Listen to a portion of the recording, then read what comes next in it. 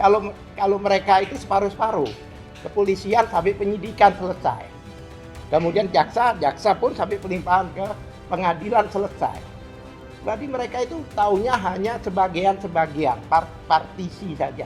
Tapi kami lawyer dari awal pelaporan sampai akhir nanti, bahkan sampai Mahkamah Agung, kami tetap mengikuti. Jadi apakah mereka siap untuk berhadapan dengan kami? Oleh sebab itu saya minta teman-teman JPU juga harus mempertimbangkan kembali kalau memang mau P21-kan. Jangan mau blunder, jangan mau dibikin bumper. Karena mereka yang akan berhadapan dengan kami. Jujur, kami sebagai lawyer senang sekali dengan adanya persidangan. Karena ini yang kami tunggu. Karena apa? Kami akan ungkap segalanya. Kami akan tanyakan 130 orang itu satu persatu. Apa argumentasi mereka menjadi saksi? Dokumen-dokumen itu akan kami konfirmasikan ke Jokowi sebagai pelapor, 709 itu. Apa bukti ini? Apa tujuannya? Dibuat apa? Apa hubungannya dengan Anda? Saya berikan kesempatan dulu untuk Pak Al-Katiri, silakan. Ya. Ya. Ya. Perkara ini adalah perkara terbesar selama ada penegakan hukum di Indonesia. Bahkan perkara ini bukan hanya nasional tapi global. Jadi seluruh dunia, Pak. Ada beberapa wartawan dari luar negeri juga mempertanyakan. Siap. Kemungkinan kalau terjadi persidangan mereka akan hadir. Ya. Jadi ini adalah satu marwah sebenarnya, ya kan? Marwah daripada Jokowi yang dipertaruhkan. Kalau memang ini dipersidangkan. Jadi bukan kami. Kalau kami nothing tulus ya, jujur. Satu hal lagi, kenapa agak heran kami sebagai lawyer yang berpengalaman, kami juga melihat due process of law yang ada selama ini itu kacau balau. Saling tabrakan, saling dilanggar. Bayangkan ada sprindik sudah keluar, dikeluarin lagi. Namanya sprindik itu kan surat perintah penyidikan. Namanya perintah itu di awal, nggak ada perintah di tengah, gitu loh. Itu jelas. Nah, kenapa demikian? Biasanya kalau ada surat perintah penyidikan itu ada pasal-pasal baru yang dimunculkan. Kalau pasal baru dimunculkan terus pasal lama kemana, kan begitu, ya kan? Faktanya ada pasal-pasal lama yang dicabut, 27A dan sebagainya. Karena memang itu dilema. Walaupun ada 709, ingat ya, bukti yang dipunyai itu 17 macam. Salah satunya bukti surat. Bukti surat itu 709. Saya katakan berkali-kali ini bukan suatu kekuatan tapi bahkan kelemahan. Karena dengan banyaknya itu menunjukkan akan banyak sesuatu istilahnya keanehan-keanehan atau sesuatu yang tidak wajar pasti. Karena ijazah itu gak tiba-tiba muncul, ada proses dari mulai pendaftaran dan sebagainya. Makanya kami juga minta pertanggungjawaban dari orang-orang yang menyampaikan bukti-bukti surat itu. Satu persatu kami minta dihadirkan.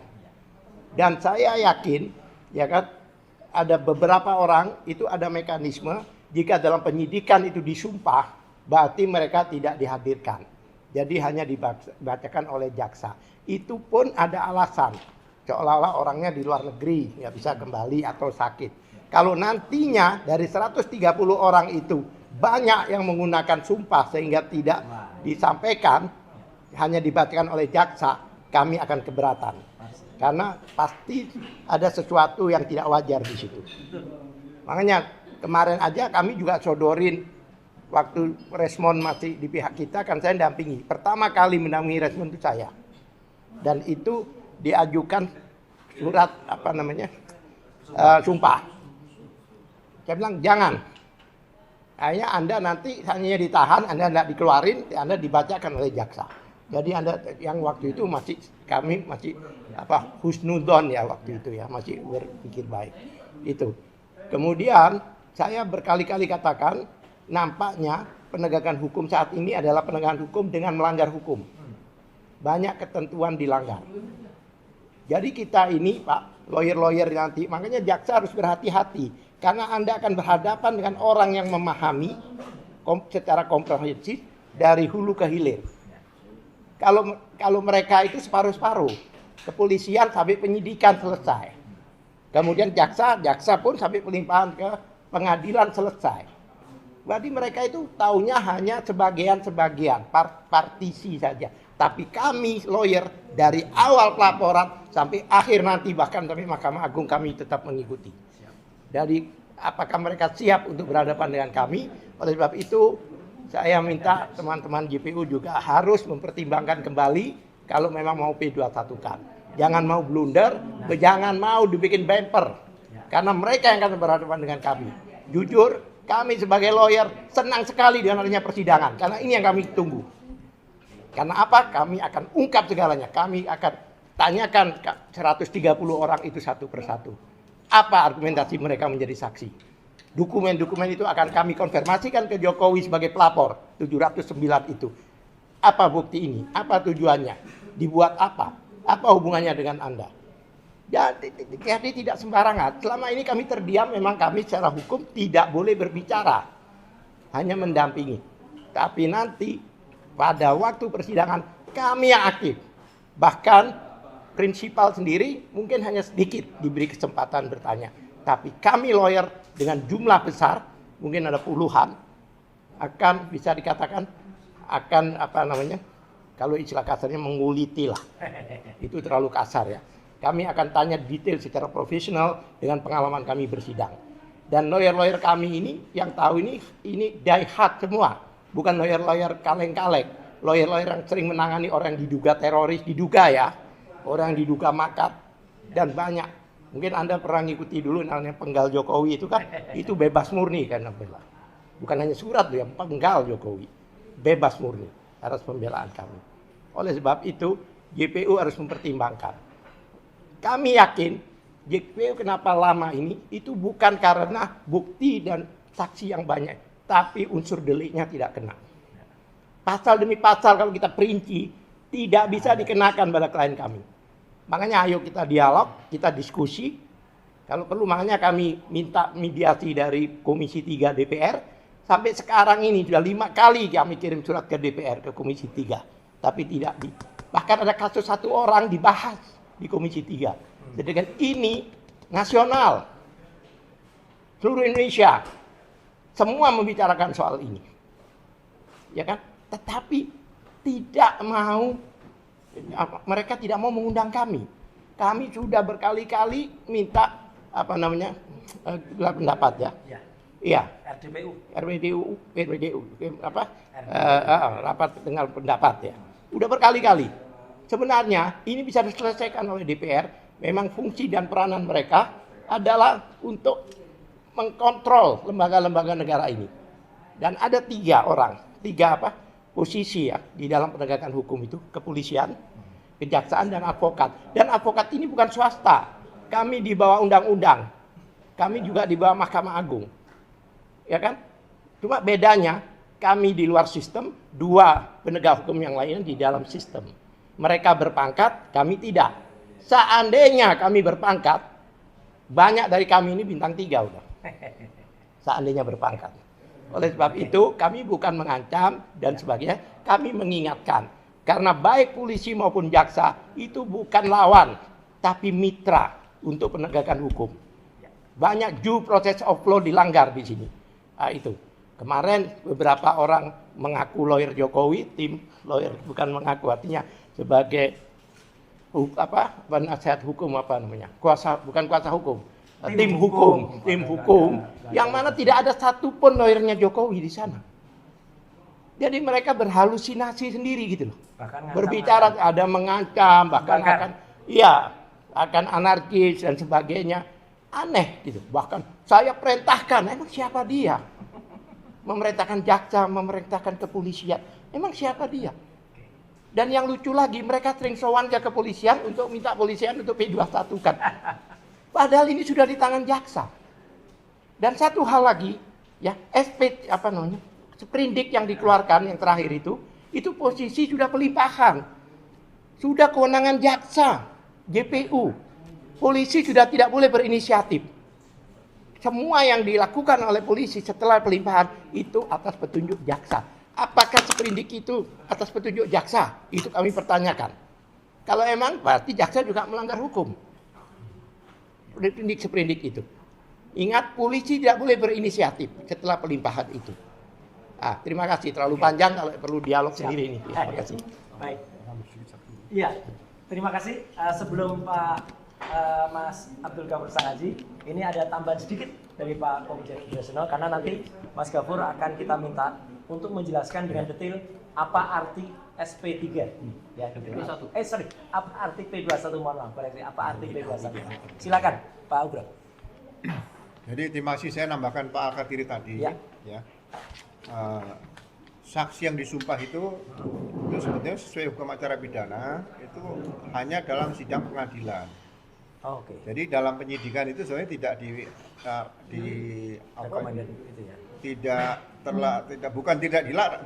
bukan dilarang ya. Tapi tidak diprioritaskan untuk saksi disumpah. Saksi bisa disumpah dalam tingkat penyidikan itu yang pertama diduga dia umurnya tidak panjang. Mungkin akan meninggal dunia, ya kan? Itu. Yang kedua, saksi tersebut rumahnya terlalu sangat jauh, bukan sangat jauh nih. Terlalu amat sangat jauh. Ya. Atau setelah BAP dia keluar negeri gitu kan. Ya, situ. Jadi kalau misalnya di Jawa kan nggak tahu jauh nih. Iya. Nah, kemudian yang ketiga berkaitan dengan kepentingan negara di situ. Nah, jadi ada beberapa hal yang disampaikan. Jadi tidak setiap saksi boleh disumpah seperti itu.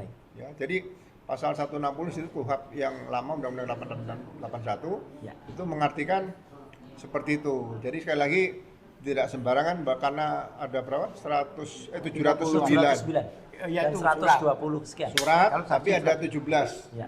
17 item tapi yang surat 700. Ya, jadi memang cukup berat di situ untuk membuktikan ya. Itu saja tambahan saya. Terima kasih rekan-rekan media dan juga YouTuber dan podcaster yang ada. Ini ada yang sangat penting karena kita ingin menyampaikan informasi yang sangat-sangat A1, yaitu tentang bentuk daripada surat P21. Jadi kalau ada P21 yang kita berani pastikan kalau nanti itu sudah ada hitam di atas putih atau harus ada tercetaknya seperti ini. Nah, untuk menjelaskan ini saya akan minta Mas Abdul Ghafur Sangaji yang sangat detail bisa menjelaskan apa arti P21, sekaligus kenapa kami yakin bahwa saat ini sebenarnya lembar seperti ini belum ada dan karena belum ada kepastian kapan pelimpahannya. Silahkan Mas Ghafur Sangaji. Baik, makasih Mas Sekaligus Roy. kalau ada info yang lain. Ya, makasih Mas Roy. Ya. Izin Pak Ugro dan Pak Al-Katiri. Ya. Jadi ini bermula dari tanggal 2 bulan Juni, beberapa hari yang lalu, Dirkrimum menyampaikan satu informasi sebetulnya dalam konteks perkara lain. Ya. Beliau menyampaikan sebenarnya dua hal. Yang pertama adalah berdasarkan informasi dari jaksa bahwa tidak ada lagi kewajiban untuk melakukan pemenuhan terhadap petunjuk P19 berkas perkara, dan yang kedua mereka sedang menyiapkan koordinasi untuk penyerahan tersangka dan barang bukti. Ini kemudian diterjemahkan oleh media-media dan kemudian oleh para termul-termul itu bahwa ini sudah fix P21. Sebenarnya apa yang disampaikan oleh Dirkrimum itu belum memberikan kepastian hukum terkait dengan status berkas perkara. Saya sampaikan sekali lagi Mas Roy. Ya. Yang disampaikan Dirkrimum itu belum memberikan kepastian hukum terkait dengan kedudukan berkas perkara. Kenapa? Karena untuk menyatakan berkas perkara tindak pidana dinyatakan lengkap berdasarkan pasal 138, 139 dan 140 KUHP yang lama, karena itu mereka yang pakai Undang-Undang Nomor 8 tahun 1981, maka harus dikeluarkan yang namanya P21. Ya. Jadi P21 ini adalah satu kode surat yang dimiliki oleh pihak kejaksaan yang intinya di dalamnya menyatakan berkas perkara atas nama seorang tersangka itu telah lengkap. Kemudian yang kedua ada tanggal keluarnya P21. Kemudian yang ketiga ada nomor daripada P21 tersebut. Dan yang ketiga adalah pelimpahan selanjutnya atau yang kita sebut tahap 2. Para termul-termul itu mengglorifikasi pernyataannya Dirkrimum karena mereka mengatakan bahwa di dalam KUHP kan tidak diatur P21. Sehingga di mana rujukannya P21 itu gitu. Gini. P21 itu tidak diatur memang dalam KUHP. kodenya yang yang sekarang ditunjukkan oleh Mas Roy ini, yang di sebelah kanan ini ada P21, ini memang tidak ada di dalam KUHP. Ini hanyalah satu kode surat, ya. Tetapi dia punya nilai hukum. Betul. Jadi bukan hanya P dan strip 21 terus hanya simbol gitu loh. Tetapi itu punya satu nilai hukum yang sangat penting di dalam proses penegakan hukum. Yaitu apa? Yaitu Contoh, ini contoh. ini contoh ya, ini saya ambil contoh. Ini contoh. Ini contoh P21 yang dimiliki oleh tersangka-tersangka lain. Saya sebut saja lah milik klien saya, Mas Roy. Ya. Ya, tapi saya juga sudah minta izin kepada klien saya. Ini kita blur. Ya, dan ini kita blur, tidak ada data dan kejaksaan negerinya pun juga tidak kita sampaikan juga ya. Ini hanya untuk menunjukkan kepada publik supaya jangan ada penyesatan informasi. Yes. Karena ini penegakan hukum soalnya. Ini bukan ruang gosip, tapi ini ruang kepastian hukum. Ya. P21 ini memang tidak diatur dalam KUHP, tetapi diatur oleh hukum acara turunan, yaitu peraturan Jaksa Agung terkait dengan penomoran penanganan perkara tindak pidana. Ya. Jadi peraturan Jaksa Agung itu adalah bagian integral dari hukum acara pidana. Sehingga kalau kita ingin membaca hukum acara pidana ya jangan baca KUHP doang. Kalau Anda baca KUHP doang, akhirnya Anda tersesat. Istilah P21 tidak ditemukan dalam KUHP, tetapi ditemukan dalam hukum acara pidana turunan, yaitu peraturan Jaksa Agung. Jadi ada 3 lembaga penegak hukum di Indonesia ini yang kemudian menerjemahkan hukum acara pidana, Mas Roy, dalam bentuk aturan-aturan turunan. Di internal kepolisian ada namanya Perpol, di kejaksaan ada namanya Perja atau peraturan Jaksa Agung, kemudian di Mahkamah Agung ada namanya Perma atau peraturan Mahkamah Agung. Dan semuanya itu adalah bagian daripada hukum acara pidana. Jadi jangan sepotong-potong, jangan dipenggal-penggal. Kalau dipenggal-penggal akhirnya salah memahami hukum. Jadi P21 itu adalah bukti suatu perkara telah dinyatakan lengkap. Kalau belum ada P21, bagaimana status berkas perkaranya? Ya belum bisa dinyatakan lengkap secara formil hukum. Kalau ada pernyataan-pernyataan informal, berarti itu bukan P21. Karena P21 basisnya adalah pada selembar kertas administratif. Ya, jadi jangan berdasarkan informasi-informasi yang tidak bisa dipertanggungjawabkan. 14 hari. Oke. Ada lagi informasi yang disampaikan Pak Dirkrimum bahwa sudah dikoordinasikan untuk penyerahan tersangka. Kenapa kami dari awal menyatakan bahwa secara legal formal, saya katakan sekali lagi, bukan secara sosiologis, tapi secara legal formal, P21 itu sebetulnya belum diterbitkan oleh pihak kejaksaan. Kenapa? Karena begitu diterbitkan P21, maka ada 2 kepastian hukum di situ.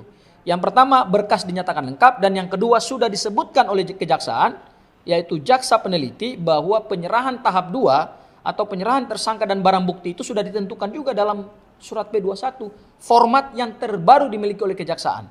Ini adalah format P21 terbaru hasil dari Undang-Undang Nomor 20 Tahun 2025 dan Pedoman Jaksa Agung Nomor 1 Tahun 2026.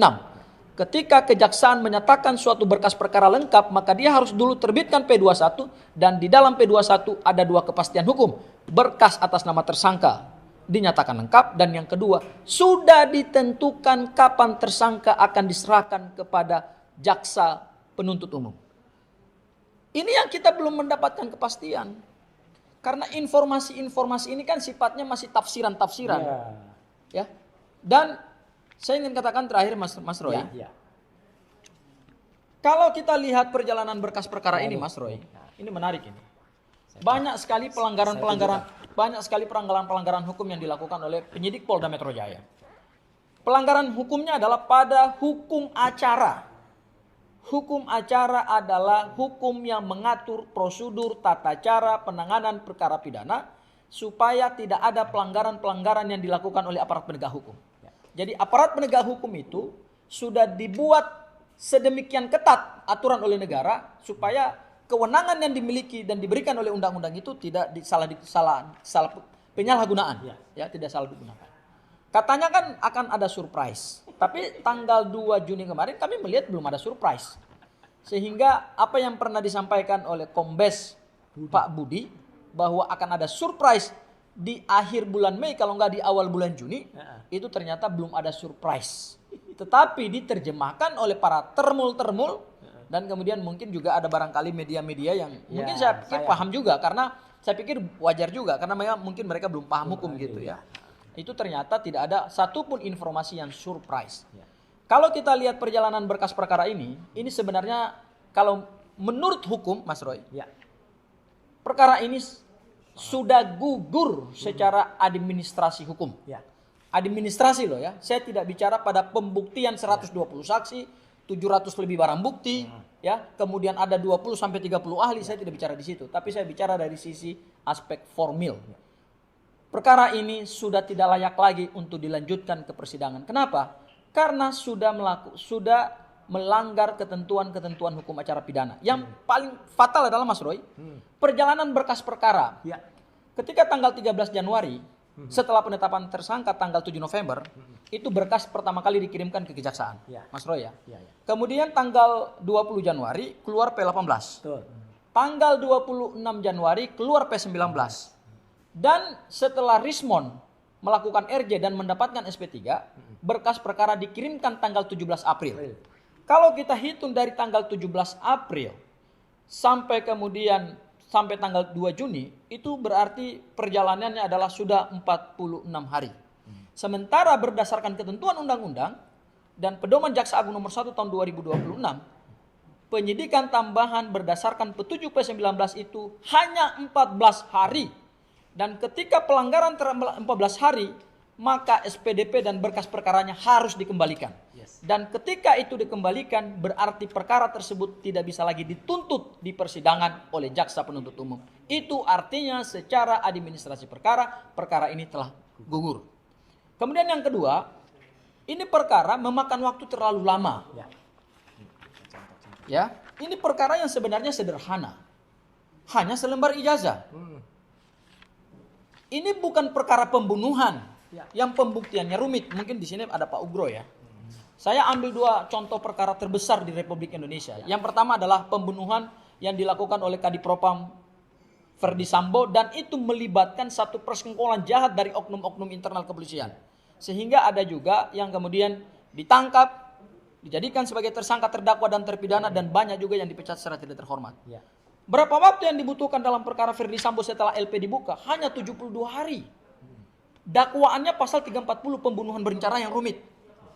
Kemudian kalau kita lihat kasusnya Jessica Kumala Wongso, ya, ini modelnya sama, pembunuhan berencana dengan menggunakan racun cyanida. Itu dari mulai LP dibuka sampai kemudian berkas dinyatakan P21, itu hanya butuh 141 hari. Ya, dan sampai hari ini pembuktiannya masih gelap terhadap perkara ini. Ya, meskipun sudah ada kekuatan hukum yang ingkrah, tapi bagi masyarakat sebagian kan masih tanda tanya besar juga. Coba kita bandingkan dengan perjalanan perkara Pak Joko Widodo. Yang pernah marah, gebrak meja, karena dijanjikan oleh penyidik bahwa hanya waktu dalam 3-4 bulan selesai. Ternyata ini sudah membutuhkan waktu, hari ini sudah kami hitung, 400 hari. Kenapa butuh waktu cukup lama? Kami mencurigai, memang karena bukti-bukti yang dimiliki oleh penyidik Polda Metro Jaya itu bukti-bukti yang prematur. Bukti-bukti yang belum bisa memberikan gambaran secara detail dan komprehensif terkait dengan perkara pidana ini. Sehingga coba kita lihat, dari mulai berkas dikembalikan tanggal 26 Januari sampai kemudian tanggal 2 Juni, kami sudah menghitung kurang lebih 128 hari, Mas Roy. Ini ternyata belum bisa juga di P21 kan oleh jaksa penuntut umum. Kenapa pertanyaannya belum bisa di P21 kan oleh jaksa penuntut umum? Karena dilihat tentu pada kekuatan alat bukti. Ya, karena alat bukti itulah yang akan menimbulkan keyakinan kepada penuntut umum apakah perkara ini dibawa tidak ke pengadilan. Karena beban pembuktian berdasarkan hukum acara pidana, beban pembuktian itu ada di pundak jaksa penuntut umum. Tentu jaksa tidak akan mengambil risiko untuk menuntut suatu perkara pidana yang bukti-buktinya lemah, bukti-buktinya prematur, dan bukti-buktinya terlalu dipaksakan. Makanya kami melihat dari awal, pengumuman penetapan tersangka sejak tanggal 7 November 2025 sampai hari ini, itu sebetulnya penetapan tersangka yang terlalu dipaksakan. Dan terakhir Mas Roy, sudahlah, mari kita menghargai proses hukum acara pidana. Jangan karena ada praktek-praktek yang selama ini melanggar hukum acara kemudian dianggap sebagai suatu hal yang biasa. Nah. Ini negara hukum, bukan negara kebiasaan. Semua proses penegakan hukum itu berdasarkan kaidah norma yang diatur dalam undang-undang. Bukan berdasarkan mau penegak hukum dan penafsiran yang semau-maunya.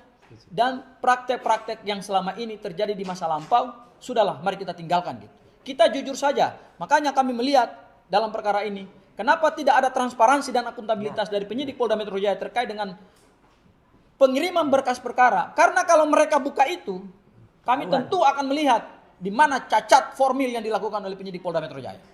Sehingga sampai hari ini mereka belum berani untuk menyampaikan detail bagaimana proses P21 itu berlangsung. Makanya kami yakin ini belum P21 secara legal formal, bukan berdasarkan omongan. Makasih Mas Roy. Baik, terima kasih rekan-rekan media dan juga YouTuber.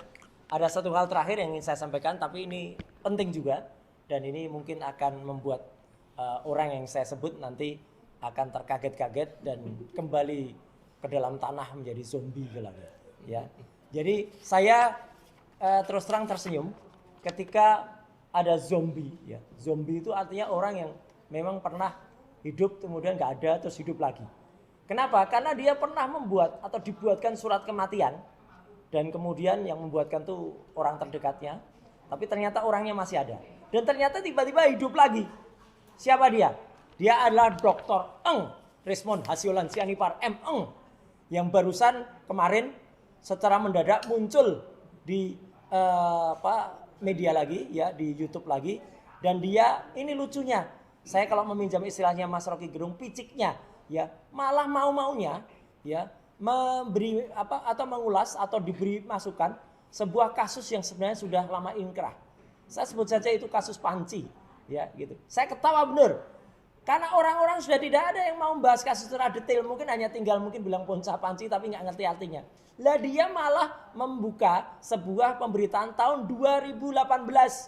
Sudah 6 tahun yang 8 tahun yang lalu. Dan menariknya apa? Berita itu sudah inkrah. Jadi sudah ada putusan Pengadilan Negeri Jakarta Selatan yang waktu itu memutuskan kalau Kementerian Pemuda dan Olahraga yang diwakili oleh Menteri pengganti saya waktu itu yang namanya Imam Nahrawi, ya saya sebenarnya tidak ingin nyebut dia lagi, kasihan. Karena apa? Setelah itu dia kena karma, ya dia masuk tahanan KPK, ya bukan oleh kasus ini tapi oleh kasus lain, ya dan baru saja loh. Tapi terpaksa ini saya sebut karena gara-gara si Omon ini kemudian mengulas lagi. Dan Kementerian Pemuda dan Olahraga akhirnya mencabut gugatan ke saya soal kasus itu dan membayar biaya perkara. Artinya persoalan ini sudah selesai di ranah hukum Pengadilan Negeri Jakarta Selatan. Clear. Jadi yang namanya dulu ada isu hoax, dan itu isu itu jahat sekali. Karena itu benar-benar suatu fitnah yang dilakukan secara kejam oleh oknum ya, saya bilang oknum. Oknum di bekas kantor saya dan kemudian waktu itu sudah terselesaikan secara elegan di pengadilan. Jadi makanya, Mon, kamu itu nggak usah lagi teriak seperti ini, maling teriak maling ya gitu. Karena dia sendiri sebenarnya tidak lulus doktor dan kemudian malah sekarang mengangkat kembali kasus yang sebenarnya itu sudah inkrah, sudah selesai. Dia mau-maunya ya kemudian malah mengangkat kembali sebuah kasus yang sebenarnya sudah selesai dan sebenarnya nah ini kalau di IU sendiri sudah ada nih riwayatnya ya, itu jejak digital dia yang kemudian dengan translasi dan rotasinya dia tidak belok. Sudah ada pernah kita bahas betul tuh di Rakyat Bersuara dan juga di tayangan-tayangan yang lain. Ijazah palsunya yang beda kertasnya dengan asli kertas dari Yamaguchi. Nama profesornya yang dia tulis waktu itu profesornya namanya Hiroshi Kato. Padahal Hiroshi Kato itu sudah pensiun. Ya, jadi dia tulis orang yang sudah pensiun. Nah, inti katanya ya bahkan dia mengatakan waktu itu ada paten, tapi katanya patennya kemudian ditolak ya. Jadi intinya teman-teman semua ya, saya senyum saja tapi tidak hanya senyum. Atas saran dari para kuasa hukum yang ada di sini ya, Rismond ya, dan juga orang yang tadi salah satunya disebut oleh Pak Alkatiri ya gitu, teriak-teriakan mengancam-ngancam kejaksaan, bahkan menyebut copot Aspidum. Itu hari Senin minggu depan kita sudah mempertimbangkan untuk dilakukan proses hukum. Ya, jadi itu jawaban tegas dari kami. Ya, dan bagi saudara Dr. Resmond Hasiulan Sianipar, ya, lihat saja ya apa yang terjadi dengan kaos ini. Ya, kau sudah tidak lulus dan kemudian kau menjadi zombie. Itu press conference dari kami pada malam hari ini. Terima kasih sekali lagi untuk seluruh media yang hadir dan para YouTuber. Dua intinya, P21 sebenarnya belum ada bukti tertulisnya. Kemudian ada beberapa langkah yang dilakukan. Tadi Pak Al-Katiri sudah menyampaikan, Pak Gubernur, dan saran yang sangat bijak tadi dari Pak Komjen Polisi Purnawan Ugrasena. Sekaligus kepada dokter palsu, ya zombie, ya itu ya. Tunggu saja karena justru Anda malah mau-maunya ya bikin buku pesanan. Itu memalukan peneliti di Indonesia. Ya, sama seperti peneliti kita yang dipermalukan di luar negeri karena ternyata itu adalah penelitiannya palsu. Ini lebih memalukan lagi kamu, Mon. Ya, kamu nerima pesanan, bahkan bukunya itu harus dikonsultasikan judulnya, ya, atau dikonsultasikan sampulnya ke Solo. Ini apa-apaan? Peneliti Indonesia kalau seperti kamu ini habis nanti. Orang-orang malah akan mencibir semua ya. Peneliti kok terimanya pesanan. Emang beli tahu, ya bisa pesen. Ya itu peneliti yang dianggap kayak tahu. Ya, kalau tahu itu kalau kamu tahu apa enggak, nah itu bagus namanya. Tapi kalau ini peneliti tahu, itu adalah repot. Saya kira gitu, Pak Ugro, Pak Al-Katiri, dan juga Mas Abdul Ghafur ya. Kita akhiri press conference kali ini. Terima kasih sekali lagi untuk seluruh media yang hadir dan juga teman-teman YouTuber. Sekian, terima kasih. Wassalamualaikum warahmatullahi wabarakatuh. Waalaikumsalam. Ya. Oh iya, Pak.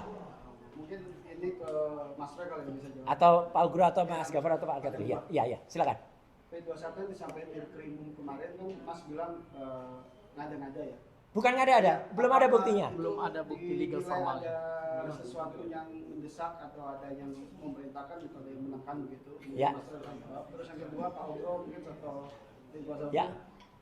Apa bisa dibilang yang disampaikan Pak Dirkrimum ini penyebaran berita bohong Pak? Karena P21 belum disebutkan gitu ya. Baik. Belum kelihatan wujudnya. Ya. Terus apakah bisa diambil tindakan hukum begitu Pak, Ya. ke Pak Dirkrimum Ya. atau Polda gitu, langkah yang bisa diambil? Saya awali ya. Saya secara pribadi kasihan. Saya tetap salut kepada kepolisian, kepada Pak Dirkrim ya, Pak Iman Imanuddin dan juga Pak Kombes Budi. Tapi saya kasihan kepada beliau-beliau ini. Karena kemarin itu sebenarnya bukan pada waktunya yang tepat. Tapi kemudian tiba-tiba ada pancingan pertanyaan. Dan itu sekali lagi itu bukan pada press conference yang sebenarnya. Itu adalah press conference untuk urusan travel, pembuktian ada pra pengadilan, dan juga ada soal kasus penganiayaan. Tapi tiba-tiba ada pertanyaan, dan pertanyaan itu bukan dari media mainstream. Pertanyaan itu dari seorang wartawati infotainment. Saya tahu sebenarnya orangnya siapa. Tiba-tiba nyempil di acara itu. Dan kemudian beliau mau nggak mau jawab. Jadi menurut saya tidak menyalahkan personal dari Pak Krim ya, Pak Iman, dan juga Pak Kombes Budi ya. Saya justru menyalahkan termul-termul yang malah mengglorifikasi itu dan memaksa, bahkan kemudian membuat press conference padahal mereka sama sekali tidak punya legal standing ya. Bahkan ada mak lampir segala itu yang butuhkan nangis mewek di acara itu ya. Itu bahkan ada yang marah-marah dan dia bukan lawyer, marah-marah bakar kantor Kajati. Ada itu rekamannya itu. Ya bakar kantor. Itu kan jahat banget. Ada yang bilang copot itu. Itu kalau pendapat dari saya. Mungkin Pak Ugro ada pendapat Pak Ugro dulu. Ya, monggo sebagai itu juniornya Pak, kasihan boleh gitu. Ya. Ya, jadi pernyataan P21 tidak pernah disampaikan oleh Pak Dirkrim Polda Metro Jaya. Iya. Jadi hanya menyampaikan bahwa menurut penjelasan jaksa hasil koordinasi tidak perlu lagi melengkapi berkas perkara, ya kan? Nah, kita tidak bisa menilai bahwa dia Dirkrim menyebarkan berita bohong juga tidak bisa, karena tidak menjelaskan secara eksplisit P21, ya kan?